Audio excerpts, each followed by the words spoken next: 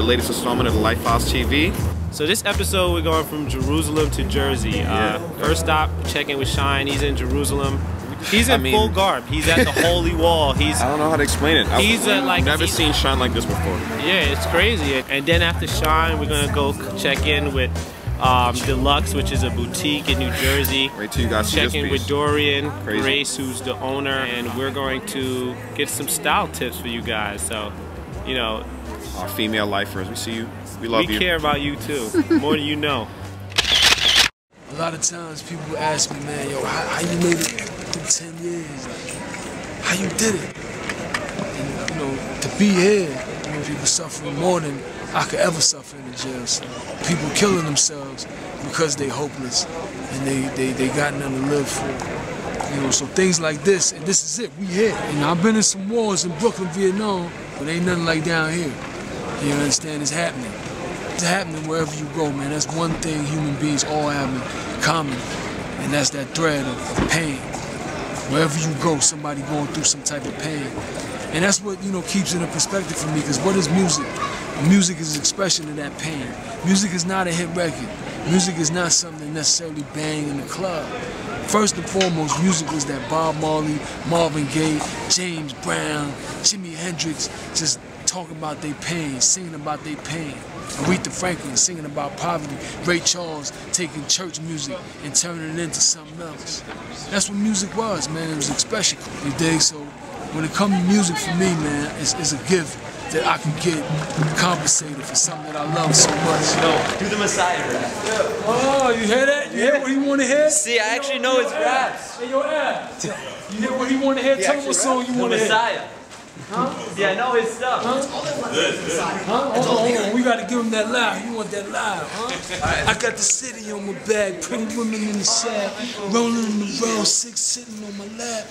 This is not a rap, blood. This is not an act. Welcome to New York, blood. This is where it's at. Snitches take a nap with the fishes in the back, buried in the dirt where the witnesses is at. Hear the whistle on the clap from the missile that I pack.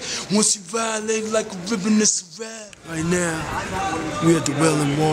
Spiritual guys. This is where the presence of God used to be. It's like my whole life been a walk. You know, I remember when I was on the block, you know, watching my partners getting their heads blown off, praying. How am I gonna protect myself? If my big bro, my OG, just got his head popped off, what am I gonna do? So that's why when people always ask me, when you became religious? I'm like, when I became religious, I was dodging them bullets in BK. You dig? So the whole faith and belief in the divine creator, you know, started for me a long time ago, man. And just what I've been through, man, just 10 years. 10 years, you don't know if the pig's gonna kill you. You don't know if the inmate's gonna hit you. You don't know what's gonna happen.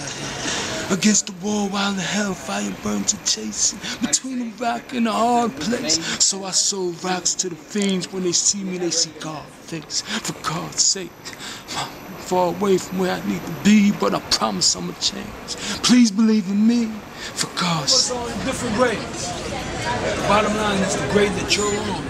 You can make your contribution as an Israelite by just being good, just being whole, not spreading lush and horror, not criticizing someone. Build them up. Hashem made the planet with 10 utterances. So these words right here create life. They can destroy someone, but they can create life. So it might just be, how you doing? It might just be me stopping my nice meal and, you know, with my business partners, just to say what I'm saying right now. It's worth more than this coziness. It's just what's in there. All right? So what we doing right now, baby? We're in Jerusalem at the Mamilla Hotel. You know, we're doing our Gangland Def Jam thing. Fitting to go to the club and show out. With the owner. Yeah, the owner of the club. We're going with the owner. Free bottles. Owner of the club. Kara Shyne. Yeah. Jerusalem. Yeah. Shyne set up the owner of the club. We there, baby. Yeah, What's the difference in being here than versus being in Brooklyn? You know, you couldn't compare the two. It's like your mother and your wife, you know what I'm saying? you can't make a choice when it comes to that, you know. Israel is my mom's, and you know, that's where it all started, you know, all the souls, you know. Garden of Eden, everything is down here. That's where everything is at, you dig? So it's really no comparison. Brooklyn is you know, I get tongue-tied when I start talking about BK and talking about New York, you know. It's definitely, you know, nothing bothers me, but that's one of the few things that comes close. Not being able to be in my home, and a place that I love so much, and a place where I bled, shed blood, cried tears, you know, so much history there, man. You know. Will it be a day when Shyne returns back to New York? Yeah, absolutely. We're gonna step back in New York asphalt and show out the way we know how to. So, that's inevitable. I know that nothing I do is decided by me. Everything is divine intervention. But I know whoever made the universe ain't into just making people suffer just to suffer. You dig? And I paid mine. I ain't do 10 months, I ain't do 10 days. I did the whole down, the whole stretch. So ain't no need for me to be, you know, in exile. Can't be in my home. My mom suffered enough. She don't need to suffer no more. You dig? I've never been left out. You know, God has never let me just suffer unnecessarily so I know for a fact that the whole New York thing gonna come together and we gonna burn down Madison Square Garden, we gonna burn down Yankee Stadium, Nassau Coliseum, we gonna burn it all down. And we about to do the impossibility to revolutionize American pop culture. Life ain't for the faint-hearted. Life ain't for, you know, today's Tuesday and I'm happy, tomorrow's Wednesday and it's raining, so I don't want to be me no more. You gotta beat us 24 hours, every second, every hour. You know, and the most important thing is character and integrity and honesty with your values and your morals. You know, we live in a world today where if it looks good, they say it's good, but it's really not good. You understand? Nobody cares about what really is anymore. So much Alice in Wonderland, CB4s going around. When they finally do get something, that's 1,000. They don't even know how to respond to that. Because they forgot how to be 1,000. You dig? And that's what's most important to me. I don't care if 1 million people say go left. Listen, if I know it's right, it's right. I'm Shyne. I'm Moses, Levi. I'm a man. You understand? I'm a warrior. I'm a general. I'm a commander-in-chief. So I gotta live my life. Because when I wake up and it ain't 30,000, 50,000, 100,000 people that performing, who I'm gonna be? You understand? Who I'm gonna be when the camera stop? Who I'm gonna be when ain't a #1 record? I'm gonna be fine like I was for 10 years. Yeah, so we told you that Shyne clip was gonna be crazy, man. As you can see, Shyne is getting a warm reception out there in Jerusalem. So, you know, shout out to Steve-O again. Definitely. That was the crazy exclusive, man. We've been waiting to drop that on y'all for some time, but you know. So the next clip we got is we're gonna be doing some profiles this year. I know in the past we've profiled, you know, different executives. We profiled Steve Stout, which, you know, a lot of people tell us about. So we're gonna go into some other young people this year who are doing things, who are making things happen. The first one we're gonna do is my girl Dorian Grace. She owns a store called Dlux. She's one of the people who contributed to our posts and definitely. Fellas, don't act like you don't look at the female fashion. You know, it's a big part of the site. We get so much mail from a lot of you guys out there telling us more fashion, less Kim Kardashian, more fashion. So check this out, Dlux.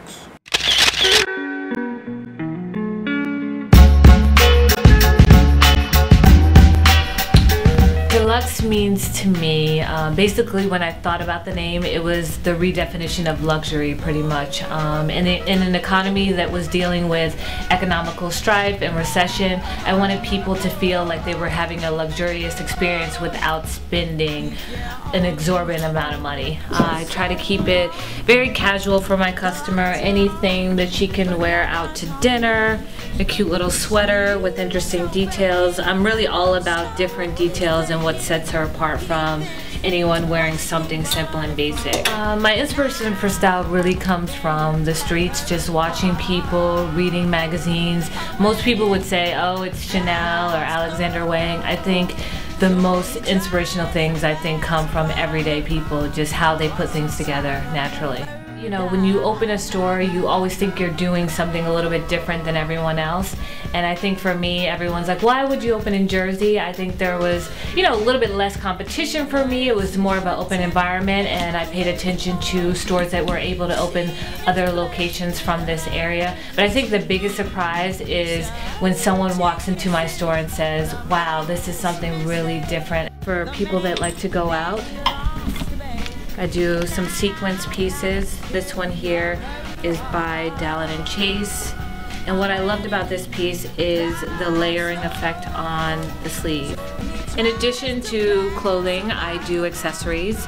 So I've decided to bring in the JJ Winters envelope bags. Super cute, they're inexpensive, they're croc embossed, all different colors with a small chain inside. There, I also do jewelry and accessories as well. I do lots of pieces from House of Harlow, which is Nicole Richie's line. This is her peacock ring cocktail. You'll definitely see Nicole wearing a lot of her pieces on the red carpet and out to different events. I'm also doing pieces by Holbrook, and you've probably seen this piece on Rihanna from SNL. How'd you end up working with Charli Baltimore's daughter, India?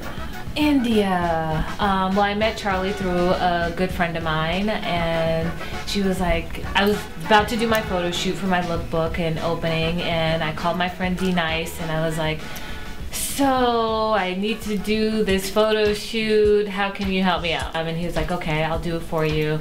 And I said, I think I have a really great model, but I don't know if she'll do it because she's pretty major. And I just asked her, I asked her mom, and you know, she was really super open. And I think because her book was so set on very conservative looks for her, I think it was nice for her to step out the box a little bit with Dlux. My earliest memory of knowing that I love fashion is watching my mom hide clothes in in the back of the trunk before we got in the house, basically. We used to go on shopping sprees all the time, me and my mom, and she used to come home and, I have to hide this from your dad. And I'm like, why do you have to hide this? Because I already have clothes in my closet with tags on them. And I'm like, why would you have clothes in your closet with tags on it? So basically, I think that was like my earliest, you know, recognition of fashion in terms of like how my mother dressed and how she put things together. She was very fashion forward for her time, and I think I really gained a lot of that from her.